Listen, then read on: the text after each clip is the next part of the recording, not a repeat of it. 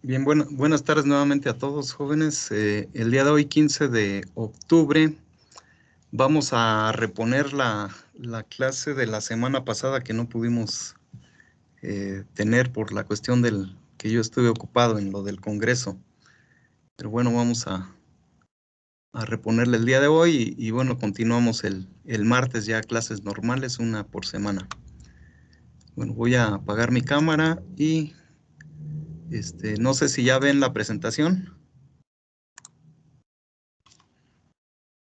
Sí se ve, profe. Sí, profesor, ya se ve. Ok. Bueno, entonces recuerden que estábamos viendo los factores ambientales, ¿no? Darle una repasadita a todos aquellos que van a estar influyendo en las estructuras de protección que vemos en este curso. Entonces, pues la temperatura es una de las más importantes, ¿no? Decíamos que la radiación, empezamos a ver todos los aspectos que tienen que ver de la radiación. Y bueno, cómo genera la temperatura que nosotros tenemos abajo de un microtúnel o debajo del suelo, ¿no? Donde hacemos acolchados de cualquier tipo. Bueno, pues la temperatura, todos ya hemos escuchado que es el grado medio de calor que tiene un cuerpo y es una medida indirecta de la actividad molecular causado por un cambio cuantitativo en la cantidad de calor. ¿Cómo se genera la temperatura? Pues muchas veces a través de la radiación o de un cuerpo caliente se transfiere a un cuerpo que no tiene la misma temperatura. Entonces, eso tiende hasta el equilibrio, ¿no? Entonces, de ahí es como se va acumulando la temperatura que puede tener, por ejemplo, en un plástico, ¿verdad? Y bueno, a través del plástico, cómo puede penetrar hacia las capas del suelo o hacia el ambiente de una estructura como un microtúnel. Y bueno, la manifestación de esa temperatura, pues es el calor, ¿no? Que genera. Entonces, el calor es la forma de energía que pone de manifiesto la agitación de las moléculas que componen un cuerpo. Entre mayor cantidad de calor tiene acumulado, las moléculas que lo componen van a estar en constante agitación o esa agitación va a ser más fuerte, ¿no? A medida que se calienta. Y bueno, ¿cómo va variando la temperatura? Así como la radiación, cómo iba variando, también la temperatura va a haber cambios dependiendo de las condiciones o de la hora o del lugar donde estemos ubicados, ¿verdad? Entonces, por ejemplo, en el día, sí, pues ahí va a estar variando la temperatura. Entonces, debido al movimiento de rotación de la Tierra, y se dice que la temperatura más baja durante el día se presenta justo antes de salir el sol. Y la máxima va a estar entre las 2, las 3 de la tarde, en ese lapso, ¿no? Entonces, en ocasiones puede ser un poquito antes, un poquito después. Mucho puede depender también por ejemplo, que haya nublados, ¿no? Pero en general, en estos horarios es donde más temperatura vamos a tener, tanto en el ambiente como en una estructura, ¿no? Otra variación de la temperatura puede darse por la latitud. Sí, se dice a una misma hora en un meridiano, a medida que aumenta la latitud, disminuye la temperatura por el grado de inclinación de la Tierra. Y también decíamos por el grosor de la atmósfera, ¿verdad? Entonces, la radiación que veíamos que también tiene un movimiento, una variación con la latitud, pues provoca también esta misma variación en la temperatura. Entonces, cuando los rayos solares caen directamente, caen perpendiculares a un punto, pues ahí es donde vamos a tener mayor temperatura. Y a medida que esa inclinación, tanto de la Tierra como la hora del día, a medida que hay más inclinación, la cantidad de temperatura va a ser menor. El otro es de acuerdo a la estación o al periodo del año que atravesamos, ¿no? Entonces, por lo regular, pues en verano, en primavera, en verano, tenemos mayor temperatura y menor va a ser en otoño e invierno. ¿Sí? Entonces, la mayor es en verano, la menor es en invierno. La altitud, la altura sobre el nivel del mar, aquí también va a ir bajando la temperatura a medida que nos alejamos de la costa o del nivel del mar. ¿Y qué tanto va a variar? Se dice más o menos en promedio varía 0.006 o 65.0065 grados centígrados por cada metro que ascendemos en la altitud. O si nosotros lo manejamos para cada kilómetro, pues serían 6.5 más o menos, ¿no? Sí, de ahí que, por ejemplo, si estamos a 2.000 metros aquí, como en Chapingo, pues tendríamos en promedio unos 13 grados menos, sí, que a nivel del mar. Y esto, pues así, es una regla más o menos general. Entonces, en las cumbres, por ejemplo, si en la costa tenemos 80 grados, perdón, 30 grados, en el pico más alto de la Tierra, que es el Monte Everest, que andamos alrededor de los 8.000 metros, pues ¿cuál sería la diferencia, verdad? Entonces multiplicaríamos 6.5 por 8 y eso se lo descontamos a los 30 que pudiera haber a nivel del mar, ¿sí? Y pues nos va a dar como menos 20 grados, ¿no? Entonces, pero es algo que más o menos en promedio es lo que baja, ¿no? Entonces, aquí pues hace más frío que en donde están algunos de ustedes, ¿no? Que están más cerca del nivel del mar. Bueno, la otra variación puede ser horizontal, de acuerdo a la orientación, a la orografía que tenga el terreno. Y esto también va a estar en función de la exposición tanto al sol como a los vientos. ¿Sí? Muchas veces tenemos vientos fríos que generalmente aquí, por ejemplo, en esta región, llegan del norte, los vientos fríos. Y si tenemos una montaña, del lado norte donde pega el viento, pues va a ser más frío que del otro lado, ¿verdad? Sí, ahí va a servir como una barrera y eso pues nos va a provocar, digamos, una cierta variación en la temperatura de un lado o del otro lado de esa montaña. Entonces, todas estas características pues van haciendo que la temperatura pueda variar de un lugar a otro o en el mismo lugar a diferentes horas del día o en diferentes épocas del año, ¿no? Bueno, la atmósfera decíamos que va a servir para proteger, ¿no? Ese calor que se acumula producto de la radiación solar, al llegar a la superficie de la Tierra, pues va a provocar ese calentamiento. Y gracias a la atmósfera, pues digamos, ese calentamiento no es tanto. Mucha de la radiación, la atmósfera la disipa, ¿verdad? Y lo que ya llega a la Tierra ya no es la misma, ya es una proporción más baja. Pero también esa atmósfera nos permite que después de que choca la radiación con alguna superficie, puede ser en la Tierra o puede ser en alguna estructura, cambia de onda corta, cambia a onda larga, y decíamos lo del efecto invernadero, la clase anterior, ¿verdad? Y esa misma atmósfera nos va a permitir que ese calor acumulado en el día no se pierda durante la noche. Entonces, de ahí viene lo del efecto invernadero, ¿no? Bueno, pero ¿cómo se va a calentar entonces la atmósfera en la que vamos a nosotros a hacer nuestras actividades? Primero, pues por conducción.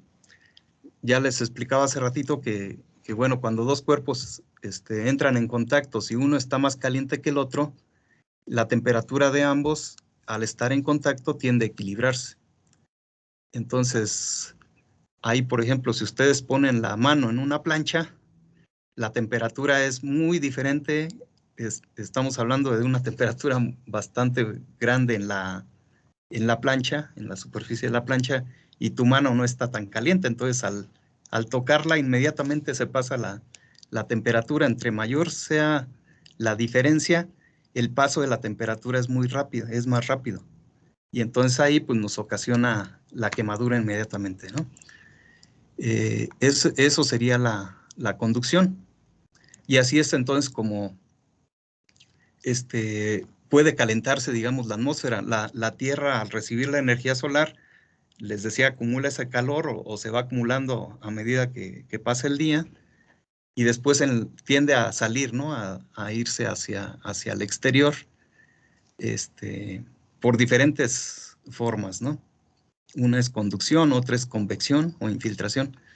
Pero bueno, la radiación nos va a permitir también el calentamiento de la atmósfera, ya eso lo explicábamos las clases anteriores. Otra forma de calentamiento es la convección. El aire superficial que ha sido calentado por esa radiación, ¿sí? Después se pierde, se va a perder, y ya sea al suelo, hacia el subsuelo, o se va a perder hacia la atmósfera, ¿verdad? A eso se le conoce como convección o infiltración, cuando es el paso hacia abajo en el suelo. Otra forma es por compresión. Hay movimientos de aire en la atmósfera, ¿sí? Y esto provoca que la temperatura cambie, ¿no? A medida que la atmósfera está, digamos, más densa, más pesada, en ciertas áreas va a comprimir más. Por ejemplo, si les hablaba hace ratito del monte Everest, ¿no? Está en una altitud mucha mayor. Entonces, la cantidad de aire que hay o de las capas de la atmósfera en ese punto es menor que si te vas a nivel del mar, ¿sí? Entonces, esa compresión del peso del aire ocasiona que a nivel del mar la temperatura sea un poco más elevada, ¿verdad? También.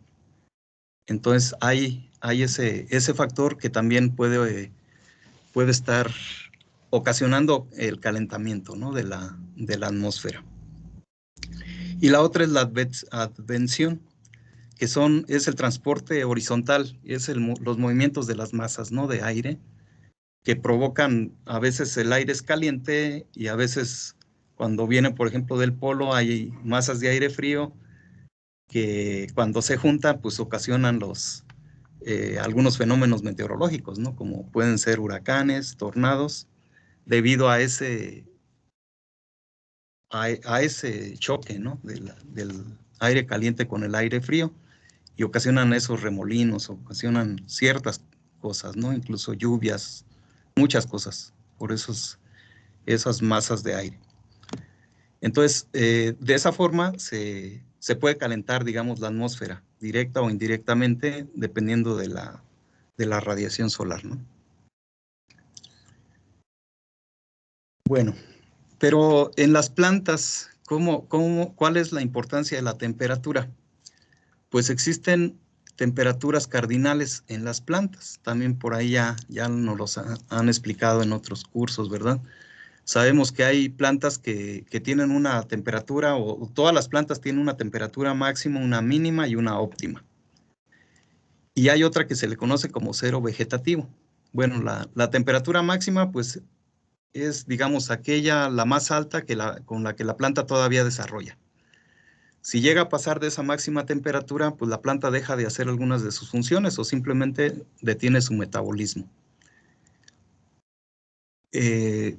O puedes acelerarlo incluso muchas veces al grado tal de que si hace mucho calor, por ejemplo, en un invernadero, de repente tenemos temperaturas de 40 grados, ¿no? Y digamos, una planta como, por decir, el jitomate, pues nos aguanta 33, 34 grados. Ya más empieza entonces a disminuir su metabolismo, o se acelera tanto que también ya mejor cierra estomas, ¿no? Y evita, pues, seguir perdiendo o seguir respirando en ese caso.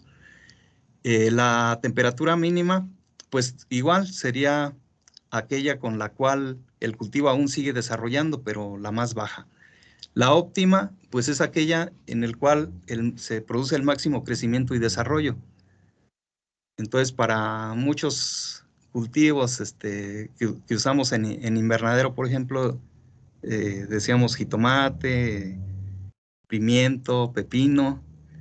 Estos, generalmente la temperatura adecuada, digamos, anda entre los 18 y los 25 grados, ¿no? Si tenemos ese rango en la mayor parte del día, pues la planta está desarrollando muy bien y llegamos a tener muy buena biomasa, ¿no? Bajo esa temperatura. Se manejan también para ciertas especies en agricultura protegida una temperatura óptima del día y una temperatura óptima durante la noche. ¿Sí? Entonces ahí también pues la idea es conocer nuestros cultivos. En las clases que llevamos de producción de hortalizas, pues ahí nos dan toda esta información y ya podemos tener, digamos, cuáles son los rangos adecuados del día y de la noche para cada uno de los cultivos que podemos manejar. Y bueno, el otro aspecto es el del cero biológico o cero vegetativo. Es la temperatura mínima en la cual la planta hace trabajo metabólico. Si baja de esa temperatura el ambiente, o si la planta baja, digamos, de esa temperatura, pues deja de hacer metabolismo, deja de crecer, y si la temperatura llega a un punto de congelamiento, pues provoca la muerte de la planta, ¿verdad? Entonces, todas las plantas tienen una temperatura base, digamos, una temperatura como esta, ¿no? De cero vegetativo, cero biológico. Pues todas estas, les digo, para cada cultivo, incluso hay veces que en una misma especie puede variar entre variedades, ¿verdad? O sea, hay algunas variedades pues, están adaptadas para ciertas condiciones. Por ejemplo, en jitomate, pues hay jitomates que se pueden adaptar a una altitud baja o a una altitud mayor, y eso también va a influir, pues digamos, genéticamente se trabajaron o se mejoraron esos ambientes y pues ahí van a prosperar un poco mejor que las que fueron desarrolladas en otro ambiente, ¿no? Entonces eso también hay que cuidarlo cuando seleccionamos una especie o una variedad. Bueno, después tenemos el término de constante térmica o unidades calor. Todas las plantas, para llegar a su desarrollo, a ese crecimiento y desarrollo adecuado que veíamos ahí en la lámina anterior, es debido a que van acumulando horas calor, van acumulando ciertas cantidad de horas con una temperatura adecuada. Así como también hay plantas que van acumulando frío, ¿verdad? Para promover brotación, por ejemplo. Esto lo sabemos en los frutales caducifolios, por ejemplo. Pero en los cultivos básicos, en las hortalizas, en cultivos anuales o bianuales, pues tenemos esta forma de ir, digamos, calculando cuánto puede durar el ciclo de un cultivo con base en las temperaturas en las cuales lo ponemos a producir, ¿verdad? Entonces existen muchas formas de ir, o muchas fórmulas más bien, de ir calculando estas unidades calor, cómo el cultivo, digamos, va acumulando y digamos, te puedes llevar una idea de cuántas horas calor se necesitan, por ejemplo, para empezar una etapa fenológica, ¿no? O para iniciar la floración, la fructificación, o para todo el ciclo de cultivo. Entonces ahí también hay información, sobre todo esto se maneja mucho más en granos básicos, ¿sí? Entonces hay información más accesible, digamos, para esas especies, pero también para algunas hortalizas podemos nosotros tener esa información. Y entonces vas a establecer tu cultivo en una temperatura que ya tienes, por ejemplo, en un cierto lugar, ya sabes qué clima tiene, cuáles son las temperaturas, cómo se comporta a lo largo del año, y entonces en cuánto tiempo puedes llegar a tener producción. ¿Qué sucede si nosotros utilizamos una estructura de protección para que esa temperatura que se acumula se dé más rápido? Pues entonces también hay que conocerlo, y también hay que entonces tener registros ya dentro de la estructura de protección de cómo va variando esa temperatura. Y entonces, cómo nosotros podemos influir para acelerar un poco el ciclo de desarrollo. Finalmente, en la producción lo que se necesita es tener más producción en el menor tiempo posible con el menor costo posible, ¿verdad? Y así nuestra ganancia pues va a ser mayor siempre y cuando vendamos el producto pues a un precio razonable, ¿verdad? Entonces la constante térmica pues es toda aquella temperatura acumulada que va teniendo una planta durante su ciclo de vida. ¿Sí? Y a esto se le conoce, pues, ¿no? Como constante térmica o unidades calor, y cada planta tendría la suya, ¿no? Y bueno, la unidad calor sería la forma de cómo se mide la acumulación del calor a través del tiempo. Entonces, este va a ser un indicador del tiempo para que un cultivo expuesto a una temperatura, digamos, adecuada, o a lo mejor no es tan adecuada, pero también la va a ir acumulando hasta completar su ciclo, ¿verdad? Entonces, pueden emplearse para evaluar la viabilidad de algún cultivo en una región. Es lo que les decía. ¿Por qué no producimos, por ejemplo, mangos en un clima frío? ¿Sí? Pues porque la cantidad de calor que necesita para llegar a producción, pues es más alta, y en un lugar de clima templado frío posiblemente no la acumule.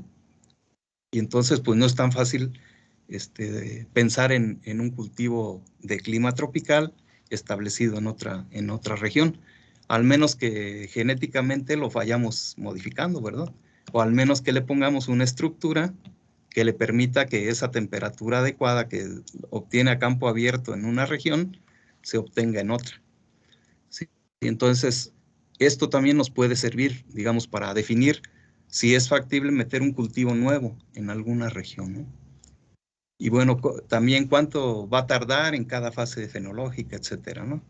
Y finalmente, pues para hacer nuestros cálculos de cuánto vamos a invertir, ¿no? En cada uno de los insumos o de las labores culturales que tenemos que hacer para llegar al objetivo que es la producción. Bueno, entonces existen diferentes formas para hacer este cálculo. ¿Sí? Entonces vamos a tener, por ejemplo, el método directo, que sería el más sencillo. ¿Sí? En el método directo vamos a ir sumando la temperatura media diaria, dice aquí, por arriba de 0 grados centígrados. Es decir, que si la temperatura de un día está 0 grados o más abajo, pues ahí no hay una acumulación. ¿Sí? Entonces ese día la planta pues va a dejar de crecer, ¿no? Y entonces la cantidad de calor que necesita para acumular y completar su ciclo, pues no la va a alcanzar mientras haya más días así, con esa característica. Bueno, y también dice, si la temperatura llega a estar abajo de 0 grados, pues también se toma como 0, pues no hay acumulación, ¿no? Entonces aquí la fórmula es CT igual a la sumatoria de las temperaturas de cada día, ¿sí? Pero son las temperaturas medias. Entonces, podemos tener en el día la temperatura máxima muy elevada y la temperatura mínima muy baja, y pues vamos a tomar un valor medio. Y entonces, a veces ese valor medio, pues no está dentro del óptimo, ¿verdad? O a veces, si por ejemplo en lugares con mucha radiación y en lugares donde tengamos todavía una estructura de protección que va a aumentar más la temperatura, pues puede ocurrir eso que les comentaba, de que la planta no va a estar en su mejor condición. Y entonces ahí, en lugar de favorecer, pues a lo mejor ni siquiera es tan bueno, ¿no? Y entonces este método directo pues tiene ese grado de error, ¿no? Cuando tenemos temperaturas altas o temperaturas bajas. Y como toma la media, pues a lo mejor la media dijera está en el óptimo, pero en realidad no es así, ¿verdad? Sobre todo a mediodía o en la mañana, cuando hace mucho calor o cuando hace mucho frío. Tiene esa desventaja este método. Pero bueno, es uno de los utilizados para hacer este cálculo. Otro es el método residual. En este se toman en cuenta solo las temperaturas medias diarias que estén arriba del cero vegetativo. Entonces, aquí pues va a ser prácticamente la misma fórmula, pero ahora se toma en cuenta la temperatura base del cultivo. ¿Sí? Y aquí dice, convencionalmente se toma como 6 grados centígrados. ¿Sí? Sí, como el cero vegetativo, 6 grados centígrados. Si la media del día está por debajo de los 6 grados centígrados, entonces se toma como 0. ¿Sí? Es decir, sería otra vez la temperatura media y no le restamos nada, ¿verdad? Sí. Entonces, para esto vamos a hacer unos ejercicios. Vamos a hacer un ejemplo de cómo hacer el cálculo bajo ciertas condiciones, ¿no? Ambientales para cierto cultivo. Y este es uno de los métodos que normalmente se utiliza, ¿no? Les decía, principalmente para granos básicos es donde se usa más esto. Si tenemos nosotros, por ejemplo, la temperatura base ya cuantificada, entonces pues ponemos ese valor.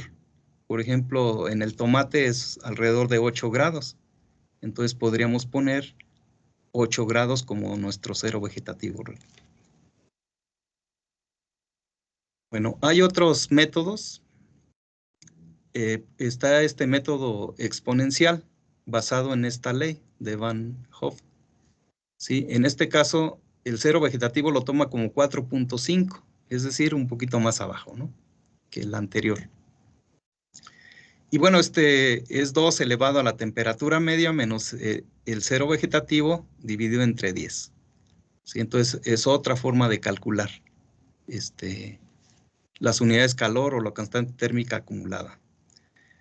Otro es el método de 10-30 o 10 grado, también se le conoce.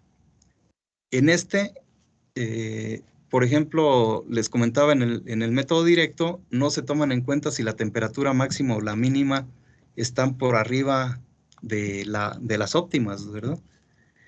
O por abajo de las óptimas. En el método de 10-30, aquí sí.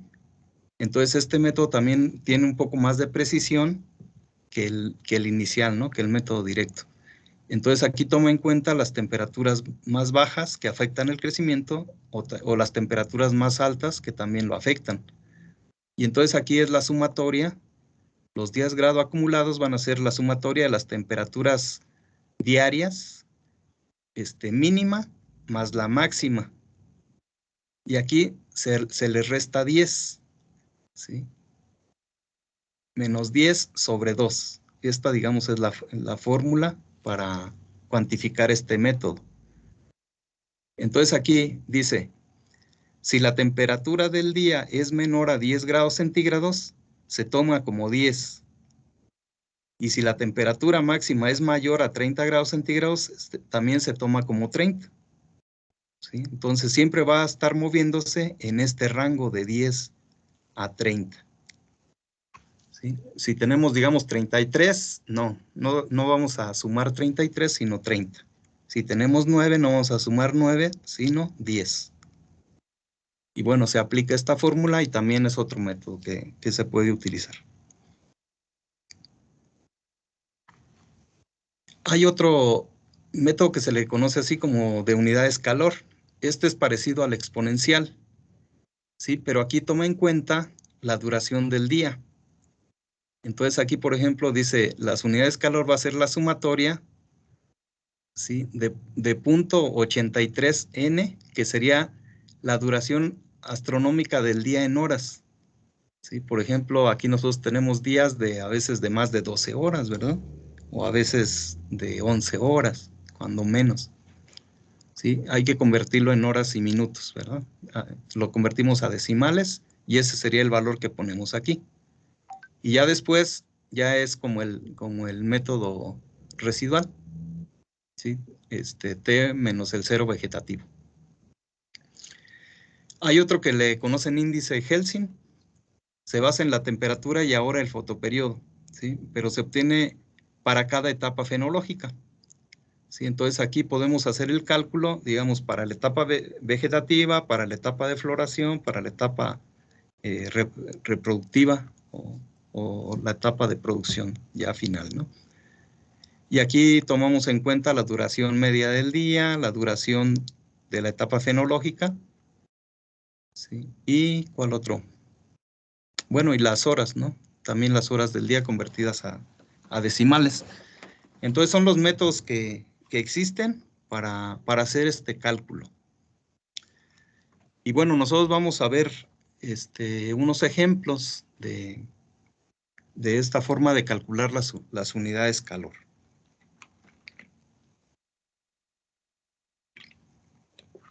No sé si hay una pregunta hasta aquí.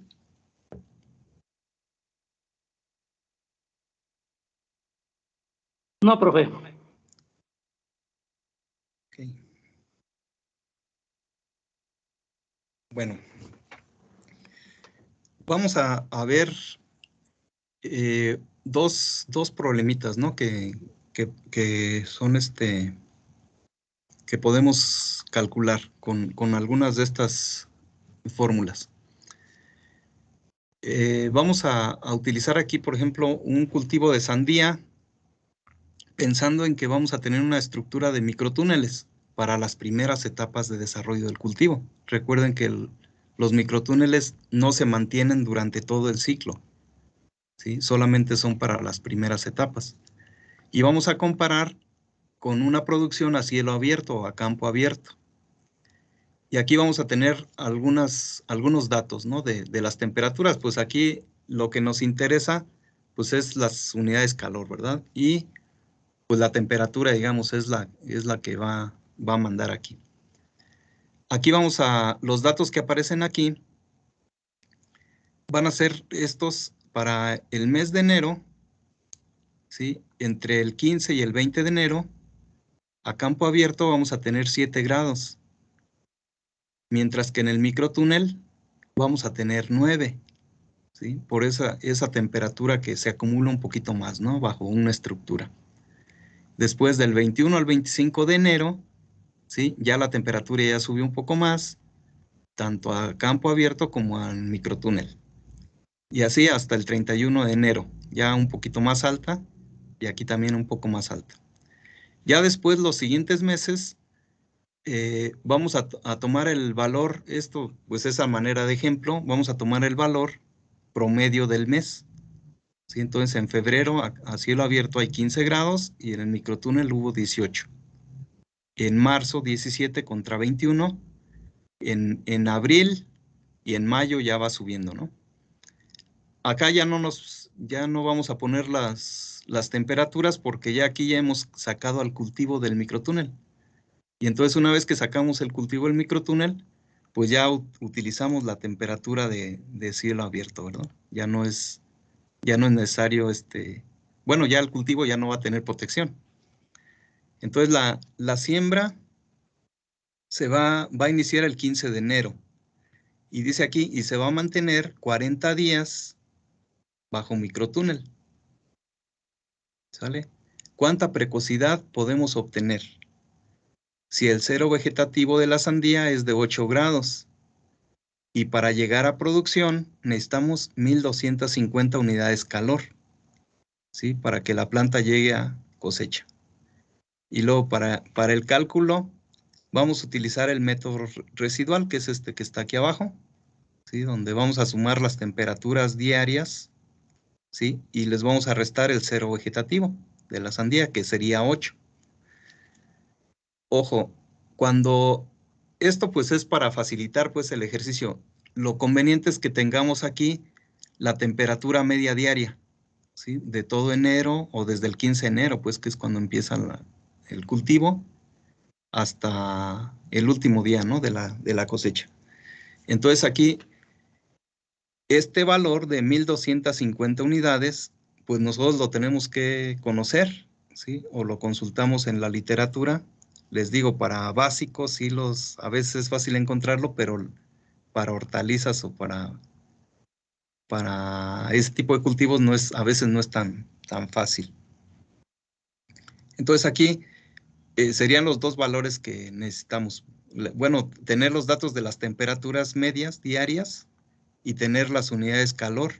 Y bueno, y el cero vegetativo, ¿no? También es importante conocerlo para poder descartar los días que esté por abajo de este. Y bueno, ya utilizamos ese método. No sé si se entendió el planteamiento.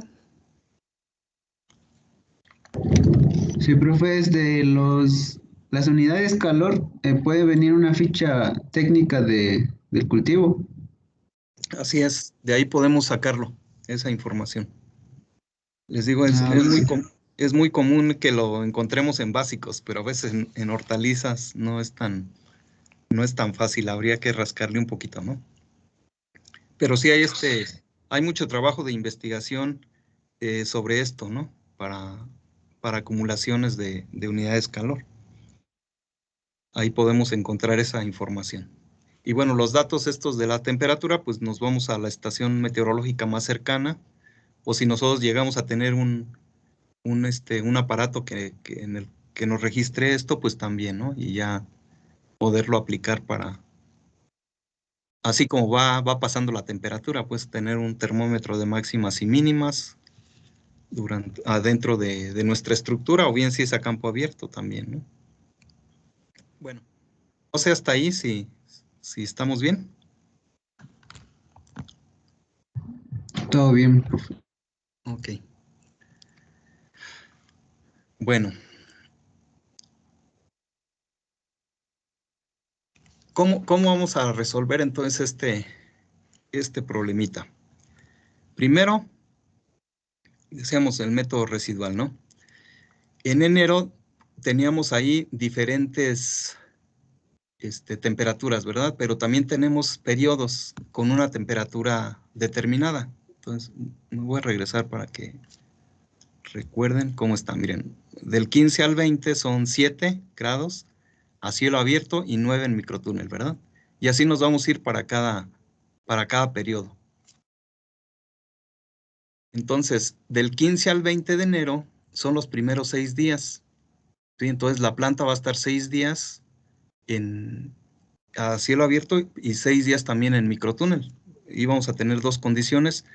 Decíamos también que el microtúnel iba a estar durante 40 días, ¿verdad? Ese era el otro dato. Ok, entonces del 15 al 20 de enero son 6 días en ambos sistemas. 21 al 25 serían 5 días. Después del 26 al 31 son 6 días en los dos. Después, febrero, normalmente pues trae 28 días, ¿verdad? Entonces vamos a manejar que no es un año bisiesto, entonces 28 días. Ahí decíamos que nada más íbamos a agarrar la temperatura promedio de todo el mes. Sí, y de este lado, en el microtúnel, van acumulados 6 más 6, 12, más 5, 17. Y decíamos que iba a durar 40 días bajo microtúnel, entonces nos faltan 23 días del mes de febrero para completar los 40 días, ¿verdad? Y ya después, el resto del tiempo, ya lo que era microtúnel, ya va a quedar ahora igual con la misma temperatura que a campo abierto. ¿Sí? Entonces ya a partir de estos 5 días de febrero, ya va a ser sin el micro, entonces la temperatura que vamos a usar va a ser la de la izquierda que veíamos aquí en este cuadrito, ¿verdad? Entonces, a partir de febrero, o de marzo, ya vamos a agarrar las temperaturas de acá. Y ya, de febrero serían 28 días, de marzo 31, de abril 30, de mayo. Aquí es donde nosotros tenemos que hacer el cálculo para ver a ver en qué fecha es donde tenemos esa diferencia.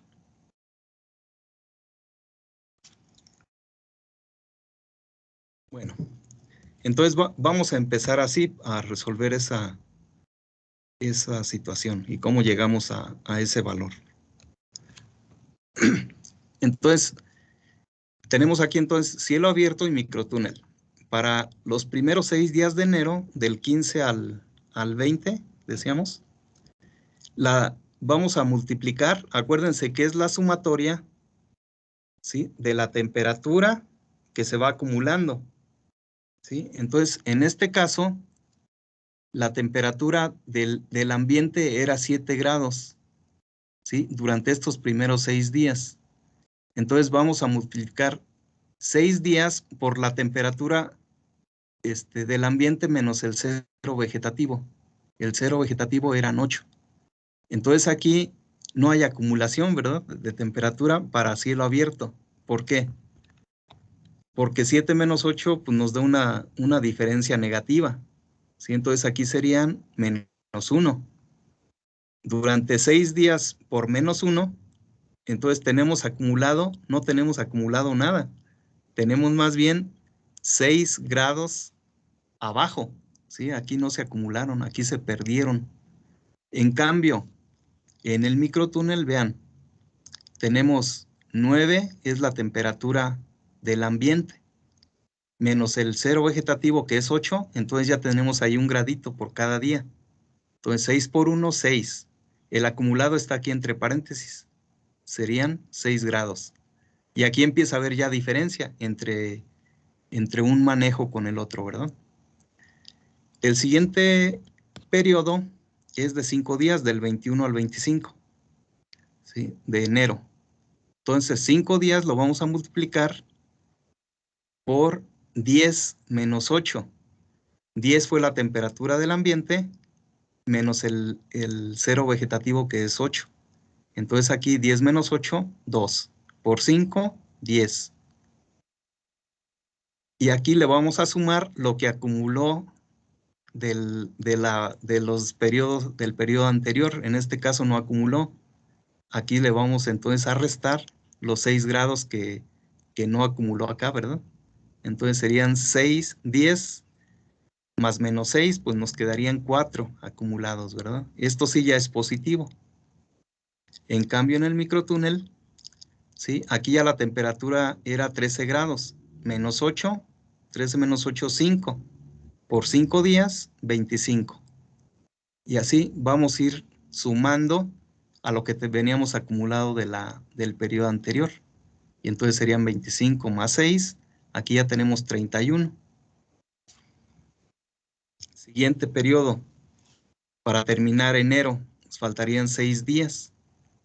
En estos 6 días tenemos 13 grados de temperatura ambiente menos 8. Nos quedan 5. 6 por 5, 30. Más los acumulados del periodo anterior, 34, ¿verdad? Para cielo abierto. Y en microtúnel tenemos 15 menos 8. 15 menos 8 son 7. 6 por 7, 42. Más 31, 73 acumulados. Y así nos vamos a ir, ¿no? Con el resto del periodo. Recuerden que en enero fue donde dividimos donde sacamos más datos de temperatura, dependiendo de la fecha. En febrero ya vamos a agarrar solamente la temperatura promedio, ¿sí? Les repito, lo ideal es que tengamos la temperatura de cada día y hacer este mismo procedimiento durante los 16 días de enero, durante los 28 días de febrero, y así ir sumando de uno por uno, ¿verdad? Y así es como haríamos este ejercicio para que fuera más preciso. Aquí agarramos temperatura media de todo el mes.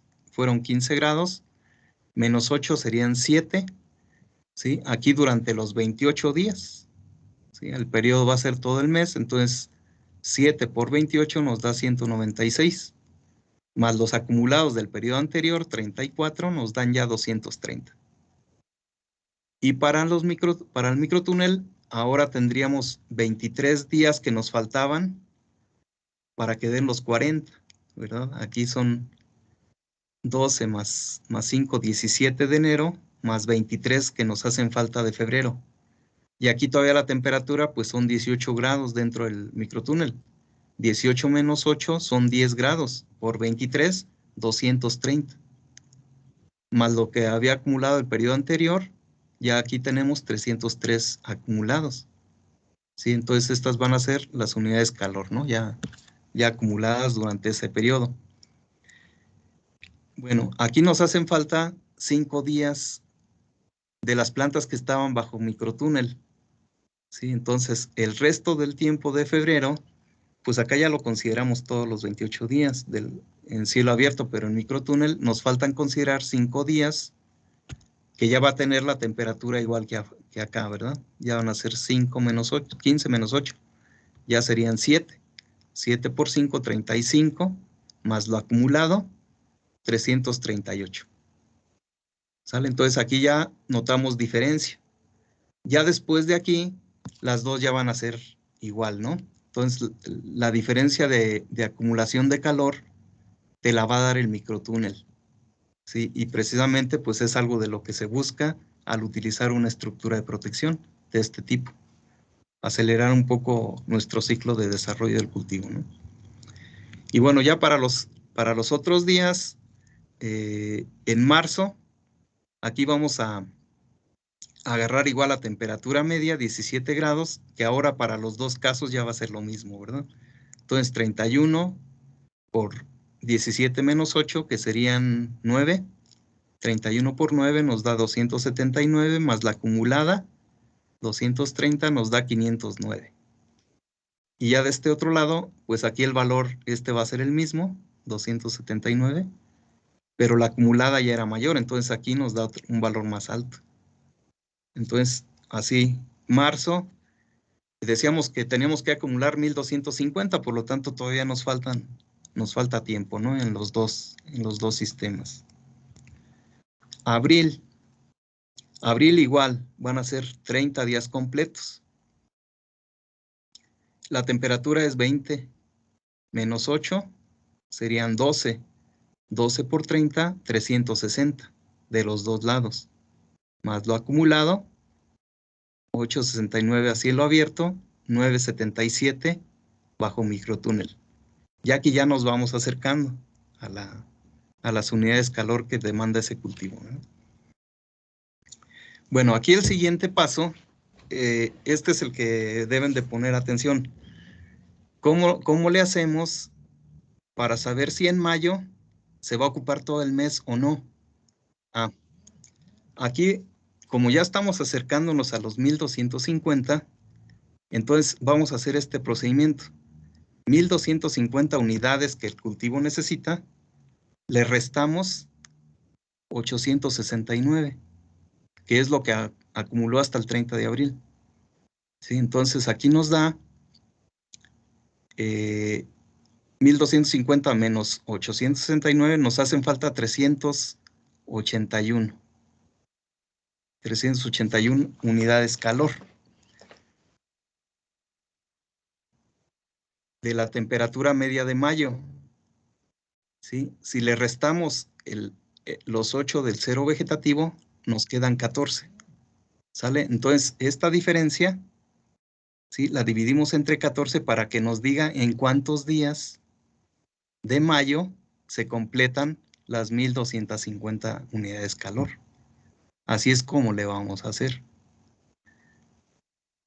De este lado, de los microtúneles, igual, agarramos 1250, le restamos 977, que son las que se acumularon, y la diferencia van a ser 273.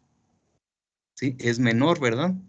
Entonces aquí dividiendo entre 14, nos va a dar aproximadamente, bueno, exactamente 19.5 días.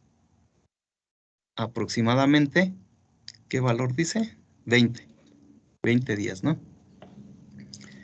Y entonces, ahora sí, ya teniendo este valor, pues entonces de mayo, ¿sí? Para el lado izquierdo, vamos a tener 28 días. 28 por 22 menos 8, que serían los 14, ¿sí? 28 por 14, 392. Más 869 que se habían acumulado, ya tenemos 1261. ¿Sí? Entonces ya, aquí ya completó los 1250, se pasó incluso un poquito, ¿verdad? Pero como esto lo estamos haciendo por día, ¿sí? Por eso redondeamos aquí. En realidad era un poquito más de 27 días, entonces lo redondeamos a 28, por eso es que se pasa. Y del otro lado, ¿sí? Aproximadamente 20 días. 20 por 14, 280. Más lo acumulado, 1257. Entonces también aquí ya se completó. ¿Sale? Entonces aquí se completó el 20 de mayo para el caso del microtúnel y el 28 de mayo para campo abierto. Entonces, ¿cuál fue el beneficio de usar este microtúnel con relación a la acumulación de unidades calor? ¿Sí? Pues aquí fueron, en total, si vamos sumando los días, serían 134 días para cielo abierto, que sería entre el 15 de enero y 28 de mayo, ¿verdad? El 28 de mayo, ahí termina nuestro ciclo, ahí podemos cosechar. En el microtúnel fueron 126 días, fue el 20 de mayo, donde ya completamos las unidades calor. Entonces, ¿qué ventaja nos representa el microtúnel? Pues ahí está, ¿verdad? 8 días de precocidad. 8 días que pueden ser cruciales para tener un mejor precio. ¿Sí? Si no logras eso, porque finalmente, ¿cuál es el objetivo de que uses una estructura de protección? Pues que tu producción sea de mejor calidad, que salga más rápido, ¿no? Y en este caso se logra una precocidad de 8 días.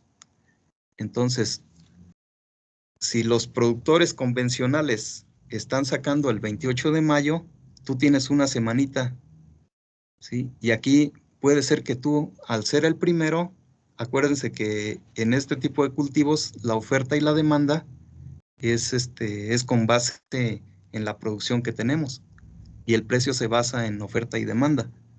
Entonces, cuando no hay mucho producto, es cuando mejor precio tiene. Entonces, aquí tendrías una semana de ventaja con relación al otro.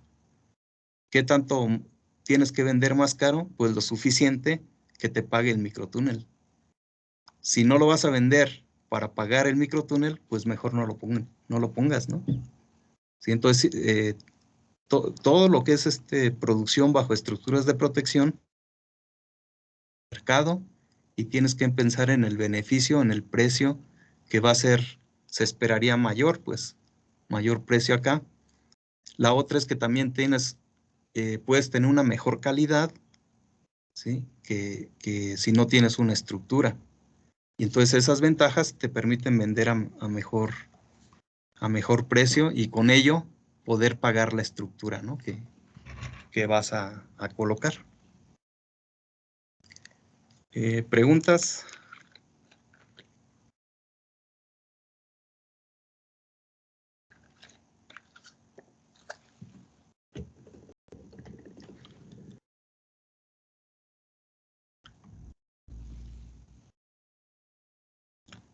¿Sí se entendió? Sí, profe. Ok. Profe, ahí va a depender también del tipo de plástico que pongamos, o no. Sí puede ser, sí puede variar. ¿Cuál plástico? A ver, hasta donde saben ustedes. ¿Cuál plástico te genera una mayor temperatura, por ejemplo?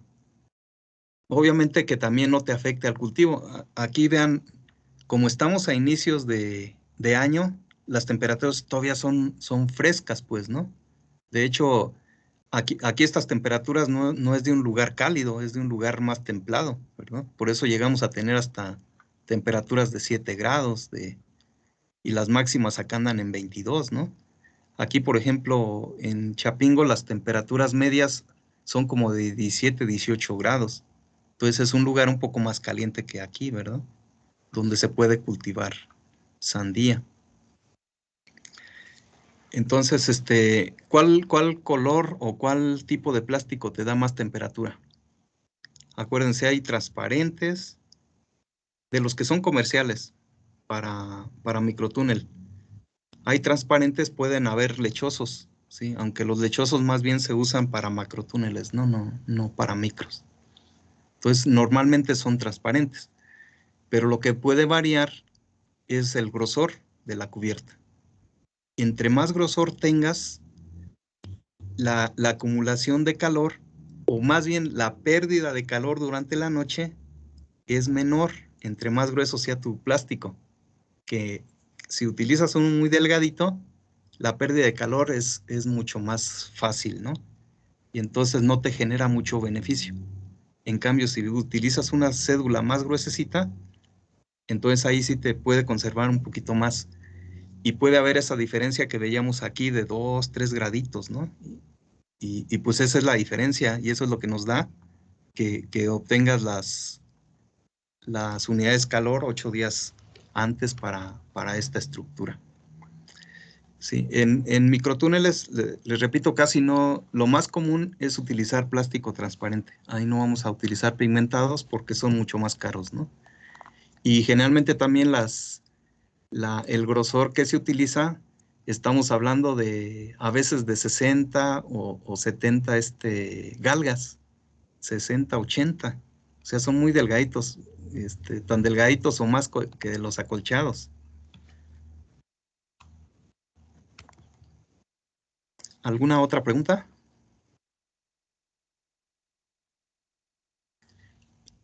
Y bueno, el costo. Profe, Sí, adelante, Sergio. bueno, ahorita ya estaba tocando usted el tema del color. ¿Qué tan Sí, recomendable es el verde? ok. Cuando surgen los plásticos, venían con esa pigmentación para protegerlos de la radiación, ¿sí? Entonces salía en ese tono, le llamaban verde clorofila, ¿no?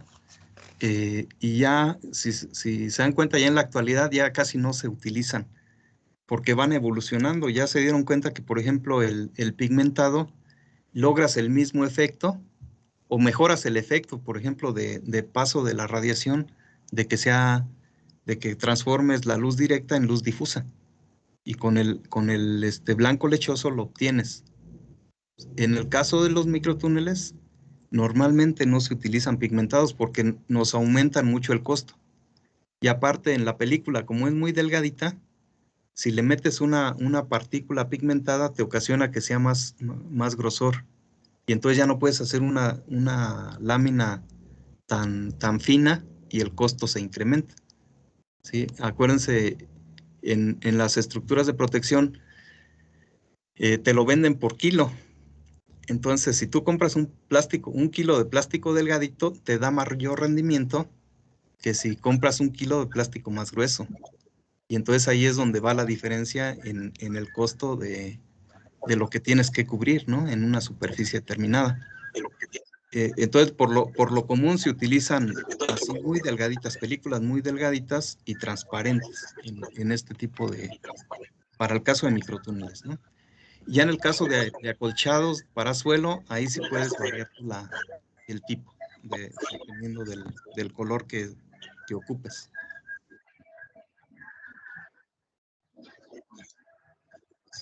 Sí. ¿Alguna otra pregunta?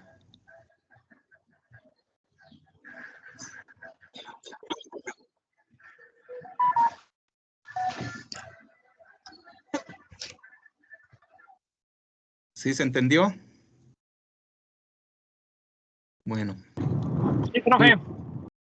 sale pues. Entonces, vamos a ver otro ejemplito. Sí, ahora no vamos a utilizar un microtúnel. Vamos a usar dos lugares con diferentes temperaturas.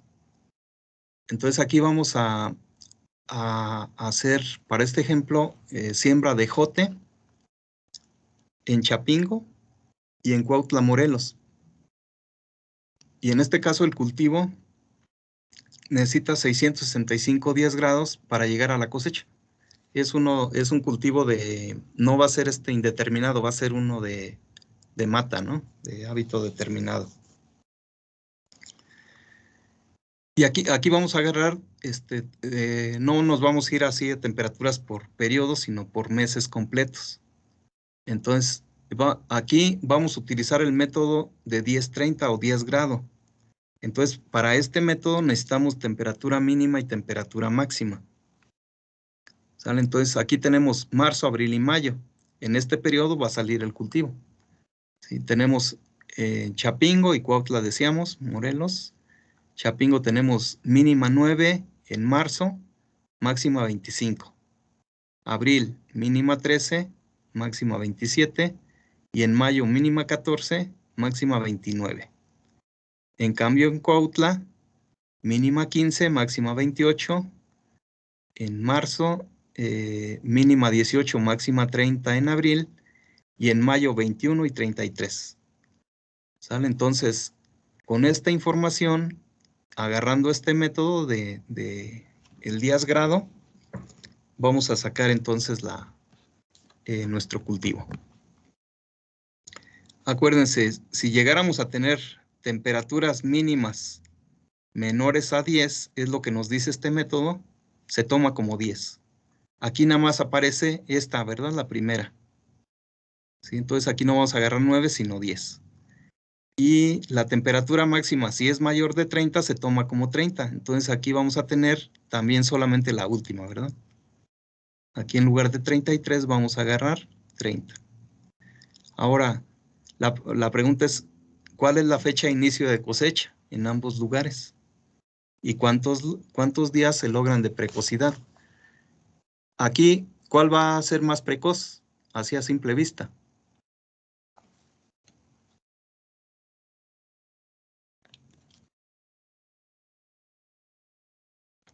Morelos, Pues donde hay Cuautla, ¿no? Donde hay mayor temperatura, ¿verdad? Entonces sería en Morelos. O sea, el efecto que nos provoca en el ejercicio anterior el microtúnel, aquí nos lo da el ambiente.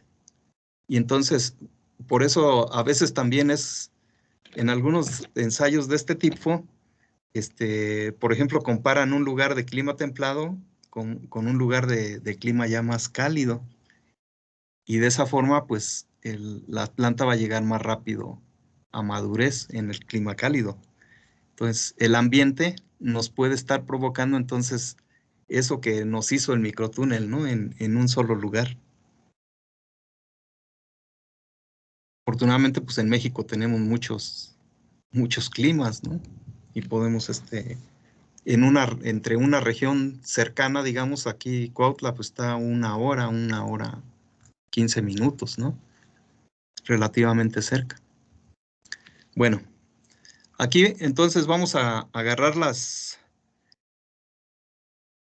como íbamos a empezar el 20 y tantos de marzo, ¿no? La siembra, solamente ocupamos los seis días restantes de marzo, a partir del 24 hasta el 31, ¿no?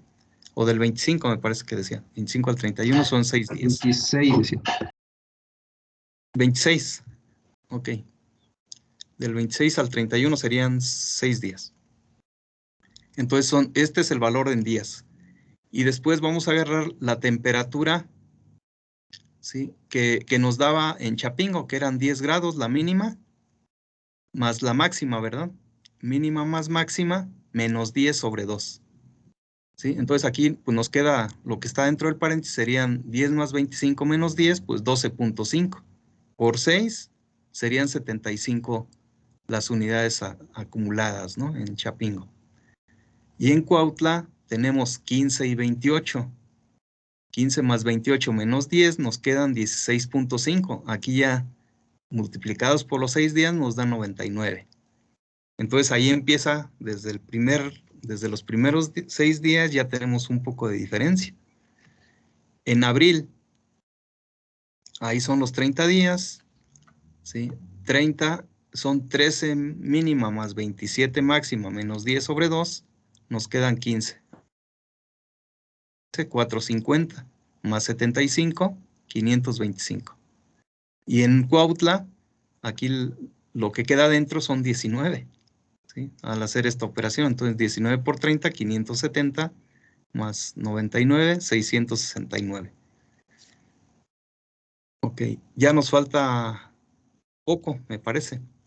Entonces aquí de mayo, ¿sí? Haríamos entonces, así como hicimos en el ejercicio anterior, ¿cuánto tiempo nos falta, verdad? Entonces sacaríamos el número de días, ¿sí? De la diferencia ¿eran cuántos? ¿600 qué? ¿Cuál era la acumulación? 65. 665, ok. Bueno, si se dan cuenta aquí en Cuautla, pues los completamos ya aquí, ¿verdad? Ya tenemos 669. ¿Sí? Entonces, aquí ya no es necesario otro día más. ¿Sí? En cambio de mayo, serían 669 menos 525 por este valor que sacaríamos aquí y nos dan 9, ¿no? ¿Sí? La diferencia entre 16.5 nos da aproximadamente 9, entonces de mayo solamente se ocupan ya 9 días. ¿Sí? Nos da 148.5 más lo acumulado, 673. Se pasa un poquito, ¿no? De los 665. En total, entonces para Chapingo nos hacen falta 45, o bueno, la época de cosecha iniciaría a los 45 días después de que sembramos, y en cambio en Cuautla, 36. Estamos hablando de 9 días de diferencia. ¿Sí? Entonces, la temperatura, ¿sí?, siempre pues va a ser un detonante, digamos, para que nuestro cultivo desarrolle más rápido. Y finalmente, cuando ponemos una estructura de protección, ¿sí?, estamos buscando esto, ¿verdad? Que aquí nos lo da el ambiente en Cuautla. Sí. Y bueno, así es como podemos hacer cálculos, ¿no? Para esto. Les repito, podemos tomar, aquí en este caso agarramos temperaturas medias del mes. Lo más conveniente es la temperatura de cada uno de los días. Y así la vas sumando día tras día, hasta que llegas a las unidades de calor que ocupabas, ¿verdad? Entonces, esos son los ejemplos, ¿no?, que quería mostrarles sobre este tema. Okay. ¿Alguna pregunta?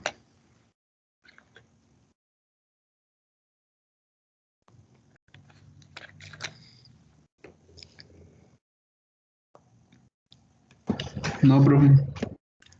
Ok. Profe, Adelante. pero bueno, pensándolo ya bien, bueno, esos ejercicios se hacen para igualar, por ejemplo, en Morelos no se requeriría de microtúnel más que para la competencia ya misma. Pero, por ejemplo, aquí Chapingo, si quiere competir contra Morelos, sí tiene que implementar ese sistema y otro, yo creo que otro más para que acumule más rápido el calor. Sí, efectivamente. O sea, hay lugares donde te va a convenir poner este tipo de sistemas. A lo mejor aquí pues digamos, en un periodo del año, pues ya en Morelos hace calor, ¿no? Desde marzo. Pero aquí en Chapingo hay veces que todavía en marzo es frío, ¿sí? A lo mejor aquí adelantar más la cosecha, así como en el ejemplo que veíamos antes de la sandía, de empezar desde quizás en febrero, ¿no? Quizás en enero te arriesgues mucho, porque finalmente un microtúnel, incluso aunque vaya a microtúnel y acolchado abajo, no te protege de una helada. Estos dos cultivos, tanto el frijol como la sandía, son muy susceptibles al frío. Entonces, con un día que baje a 4 o 5 grados, con eso se empieza a quemar la planta, ¿no? Entonces, pero bueno, habría que valorar qué tanto te sube la temperatura el microtúnel, y aparte el acolchado, que también te da otra temperatura en la raíz. Entonces, ¿cuánto te llega, digamos, en un microtúnel, cuál es la temperatura que te llega a aumentar el uso de esta cubierta? Les decía, como es muy finito, muy, muy delgadito el plástico, puede ser que en el día sí llegues a acumular 2, 3 grados o incluso hasta 4 grados más que si no tienes este plástico. Pero en la noche, que es finalmente lo que necesitas proteger, o en la madrugada, pues, ¿no? Antes de la salida del sol, que es cuando hace más frío, ¿cuánto te llega a conservar esa temperatura? Aquí estamos hablando nada más de 1 grado, a veces un poquito menos. Y ya si tienes un plástico de un mayor calibre, te puede llegar a 1.5, quizás 2 como máximo, ¿no? Y ahí es entonces donde ya ves si lo puedes establecer desde un principio, porque aquí pues no hay calefacción, ¿verdad? Aquí es lo que te dé nada más, lo que evite salir en la noche, ¿no? De lo que se acumuló en el día de calor. Entonces, por eso tú tienes que probar, o sea, no vamos a aventarnos, digamos, a meter una hectárea, por ejemplo, en microtúneles porque el costo es elevado, ¿verdad? Entonces, primero un ensayito. Vamos a ver, en esta región, yo quiero empezar mi cultivo. E históricamente, si ya sé que hasta febrero llegan a haber heladas, pues entonces no me arriesgo y lo establezco a lo mejor a finales de febrero, ¿verdad? Y ya le gano estos 20 días que es con los que había empezado aquí el productor convencional. ¿Sí? Aquí habíamos dicho el 26 de marzo o algo así. Entonces, si yo lo siembro a inicios de marzo, ya tengo 3 semanas de ventaja, ¿verdad? Respecto a este. Y ahí es donde a lo mejor ya se va juntando o te permite disminuir la diferencia respecto a un lugar donde no necesitas ni siquiera la cubierta. Entonces, de manera natural, tú tienes ya esa protección, ¿no? Por el ambiente. Aquí más bien hay que cuidar que las temperaturas no se eleven demasiado. Que una temperatura muy alta para el cultivo de frijol te puede provocar aborto de flor y pues ya se te reduce la producción, ¿verdad? Sí, a lo mejor aquí la radiación es tan alta que el uso de una estructura pudiera ser a lo mejor hasta una malla sombra, por ejemplo. Ahí para cultivos como incluso como jitomate te puede ayudar más, ¿no? El ponerle una protección como una malla, ¿sí? A lo mejor no tan cerrada, un poco que no te limite tanto la radiación, ¿sí? Entonces, para cada región hay que hacer hay que probar, ¿no?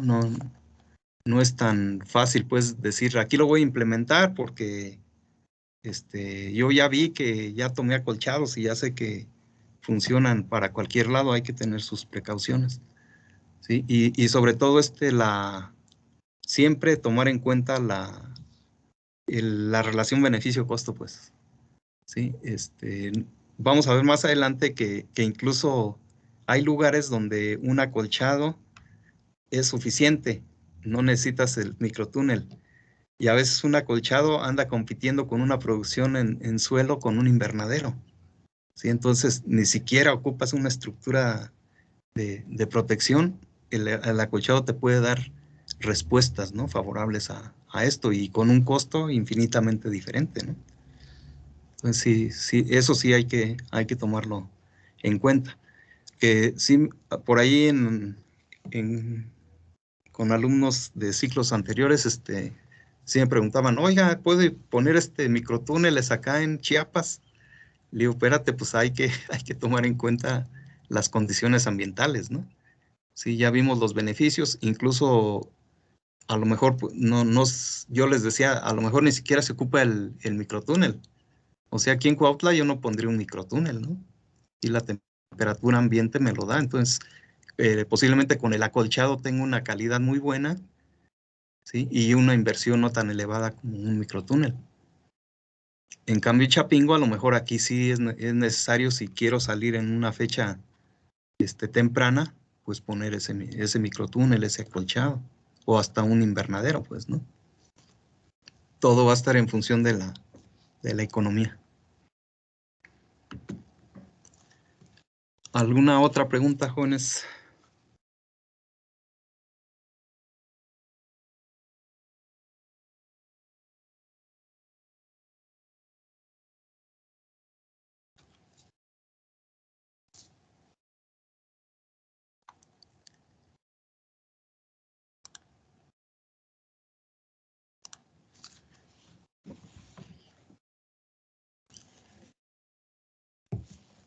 Vamos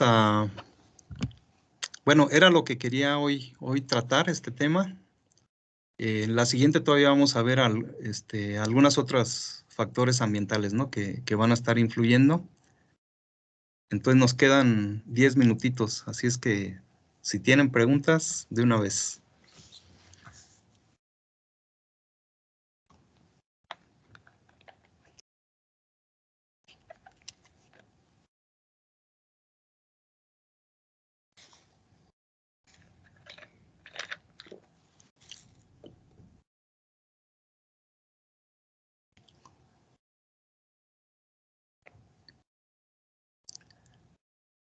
Nadie.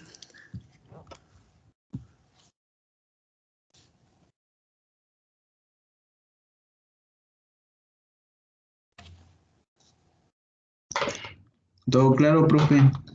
Bueno.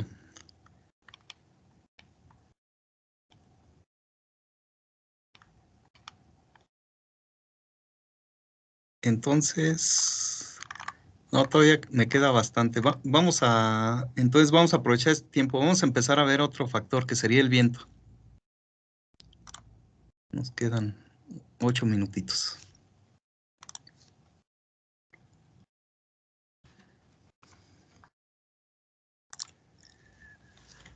Bueno, el viento, pues eso es un fenómeno meteorológico también muy importante, ¿no?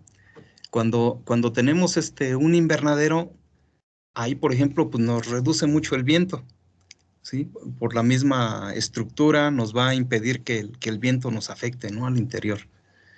Pero donde nada más tenemos un acolchado, pues ahí el viento va a ser un factor que nos puede estar limitando la producción.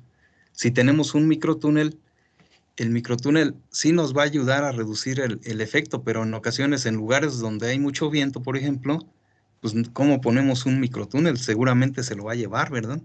Porque no son estructuras que estén tan sólidas, tan firmes como para soportar una ráfaga muy fuerte, ¿no? Y la otra es que la cubierta no es tan gruesa, pues. Entonces también no lo puede romper, etcétera. Entonces, en lugares donde hay mucho viento, pues no, microtúnel, pues no, tendría que ser muy especial, ¿no? A lo mejor muy pequeñito. Sí, hay formas, pues, de hacer protección en lugares donde hay un poco de viento fuerte. Hay que tener sus precauciones. Bueno, el viento, ¿se acuerdan de la definición, no? El viento es el aire en movimiento, ¿sí? Y es un verso sin esfuerzo. Y ya esa es una definición. Y entonces es el movimiento horizontal, ¿sí? Del aire, de la atmósfera, ¿no? ¿Por qué se da? Hay fuerzas, ¿sí? que van a generar presión.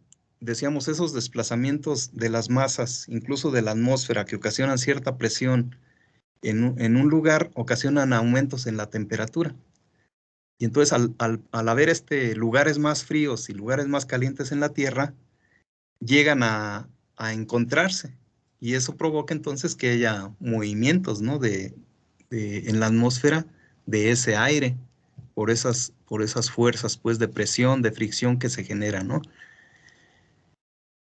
El aire siempre se va a mover de un lugar de alta presión a uno de baja presión, ¿sí? A esto se le conoce como fuerza de Coriolis. Y esta siempre va a tener mayor velocidad en el ecuador, ¿sí? Aquí es donde se va a sentir, digamos, más esos cambios de presión que hay en la atmósfera, ¿no? Y va a disminuir en los polos. También en parte porque decíamos que la atmósfera en los polos es más, es menos densa, pues menos gruesa, ¿no? Y bueno, también la orografía. Esto va a influir mucho también en que tengamos lugares con mayor velocidad del viento que en otros. Y bueno, lo vamos a medir en kilómetros por hora o en nudos, que son millas por hora, ¿no?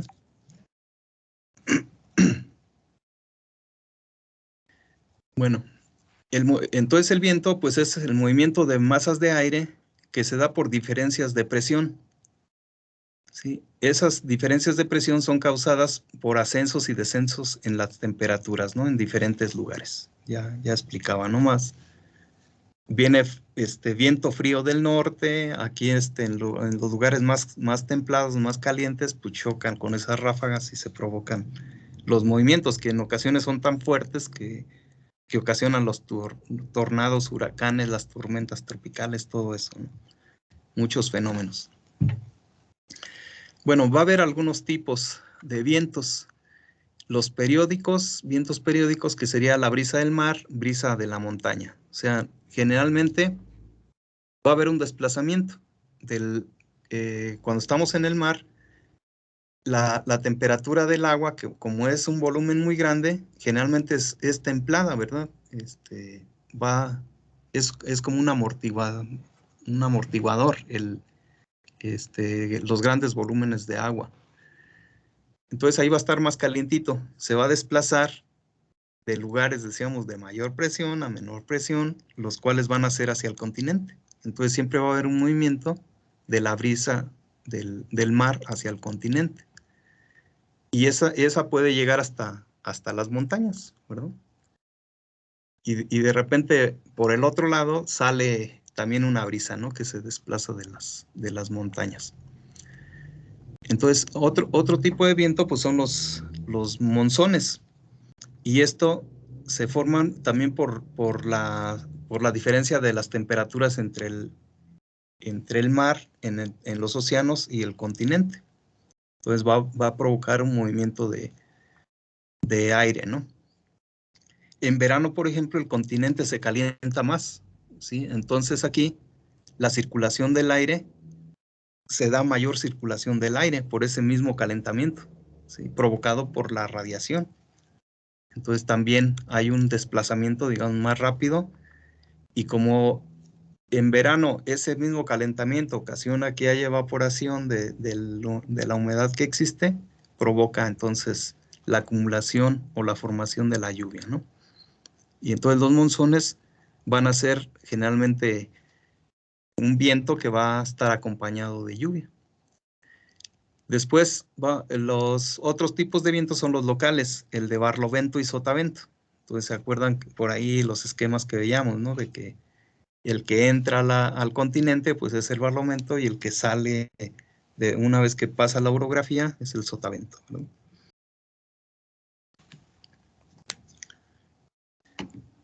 Bueno, vemos esta, ya nada más, nos quedan ya poco tiempo. Entonces, a nivel continental,